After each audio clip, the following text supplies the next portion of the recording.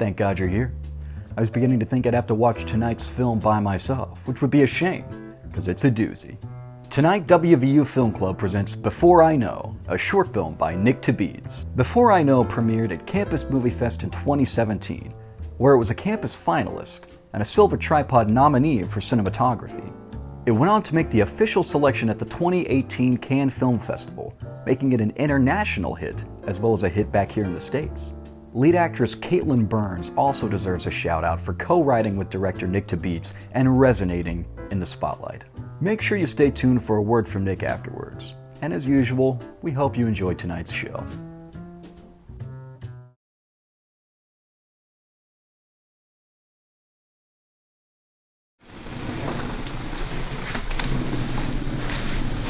Hey Mom, what's up?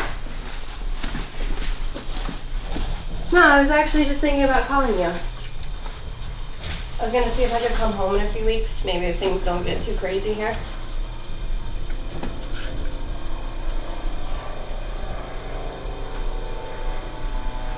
No, I'm not busy. I was thinking I might go out to dinner with Hannah or something. Why, what's up?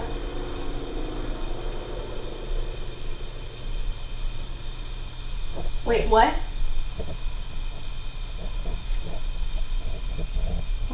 Wait, what do you mean it's back? No, they said it was gone. It can't be back. No, what did they say? No, Mom, what did the doctor say? Mom, you need to listen.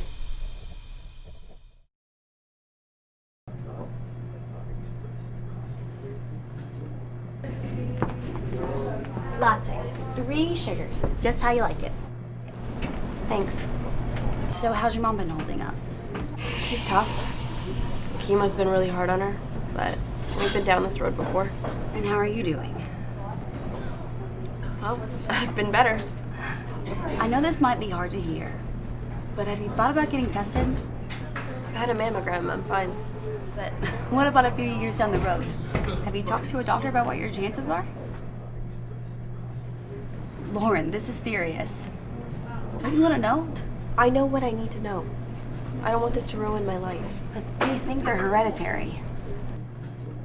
You should at least know what your possibilities are.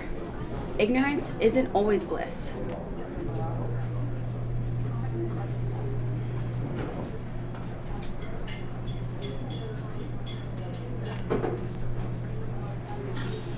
Okay.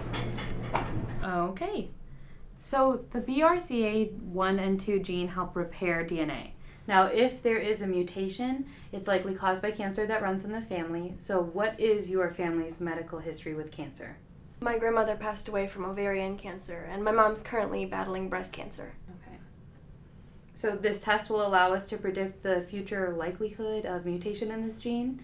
Now, if there is a mutation, the risk of cancer is much higher, but we can monitor your condition and we will take preventative measures. You can reduce your risks by maintaining a healthy lifestyle and coming in for frequent examinations, but because of cancer's prevalence in your family, your best option is a mastectomy.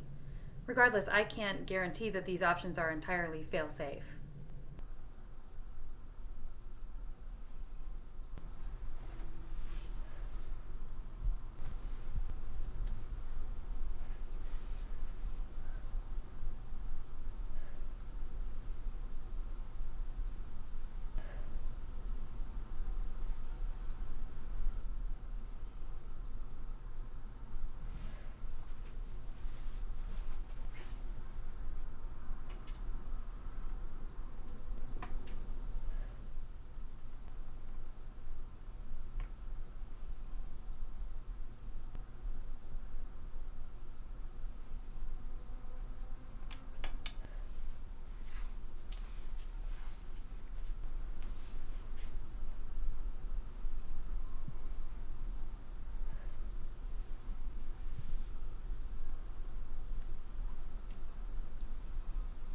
I'm still not entirely sure that I want to know.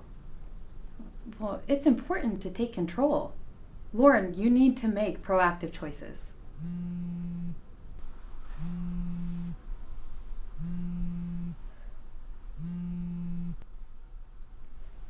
Hello? Yes, this is Lauren.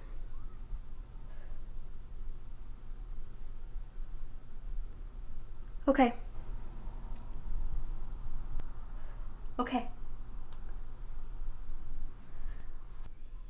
So where do we go from here? I'm ready to fight.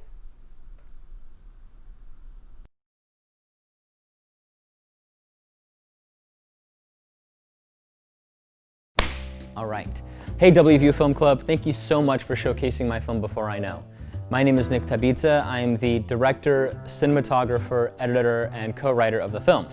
I'm currently at Right Media Group in Atlanta, Georgia. We're shooting some interviews for virtual production, and I thought I would hijack the set while I could. So let's talk about the film. So when it came to the development of the idea, I relied heavily on my girlfriend and co-writer, Caitlin Burns. It was really her story that she had come up with and she brought to me. And my only role in the co-writing process was really just to guide her story into something that was cathartic, emotionally compelling, and something that sort of created empathy among audience members, right? And it was also important to sort of condense it into something that could have been 5 minutes long, right? Without her and her female perspective, this film would not exist. It would not be what it is, for when we shot it.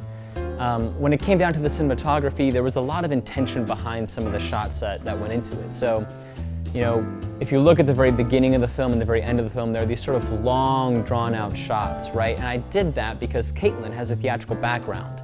And I wanted her to really internalize the emotions and feelings and thought processes that this character was feeling, and then express that outwardly as best as she could with the most time that she could possibly have, right? If you notice, the camera also isn't in these scenes as much. They're not inside the room with her. And the purpose of that was so Caitlin could feel isolated. It's not until the very end that, that Caitlin that we see the camera inside the room, because Caitlin is sort of making this decision and she's sort of coming to terms with it in herself, right?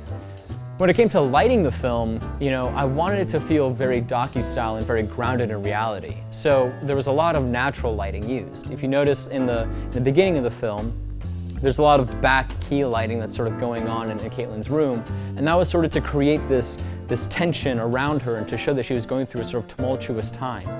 If you notice in the cafe scenes, there's a lot of natural light that fills the room, and that scene is really a positive one, right? Because her best friend is trying to convince Caitlin's character to be proactive and to take the right step in the best direction, but not being too pushy about it. She's being supportive. And then the hospital scene with the sort of fluorescence and the sort of green, tinge that's going on in there. There's, a hospital is a place of healing, but it's also a place of major discomfort, right? So for Caitlin's character, after being hit with all that information about the BRCA gene mutation and then being told that she needs to take the next step, that's a lot for one person to hear in a sitting like that, especially if it means that you might get breast cancer, right? When it came to editing the film, it was fairly simple. It was fairly straightforward. I'd sort of done a storyboard and a shot list at the very beginning of the film, and because of the sort of weak deadline that CMF has, I knew that I needed to be very, very confident in my shot list and my storyboard before I even hit the editing room. And when I hit the editing room, everything went fine except for the audio. So it's my inexperience. I don't know much about audio mixing, and that definitely reads in the film. I'm sure you can hear it. That being said, filmmaking is a very difficult career, right? It takes a lot of time, and it takes a lot of passion and a lot of drive. But it's possible. I moved to Atlanta with Caitlin, 2 years ago. I started interning at Right Media Group.